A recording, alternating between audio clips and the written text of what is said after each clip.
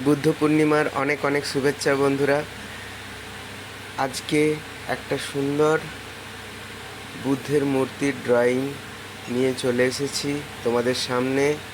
প্রথমে বুদ্ধের পোর্ট্রেটটি সুন্দর করে পেন্সিল দিয়ে ড্রয়িং করে নিয়েছি এবং এক সাইডে কিছু অশ্বত্থ পাতা সুন্দর করে ড্রয়িং করে নিয়ে কালার করে নেব ব্রাশ পেনের সাহায্যে।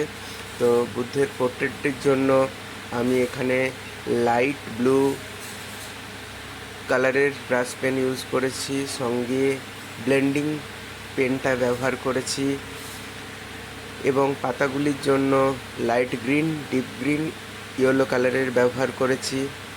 পাতাগুলি হয়ে গেলে ডিপ পিঙ্ক এবং লাইট পিঙ্কের ব্যবহার করে কিছু ফুল এঁকে নিয়ে আমার ছবিটা কমপ্লিট করব।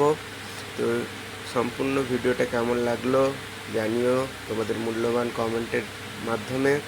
যদি ভালো লাগে লাইক করে দিও পেজটা বা আমার এই চ্যানেলটিকে সাবস্ক্রাইব করে আমার পাশে থেকো। অনেক ধন্যবাদ সবাই।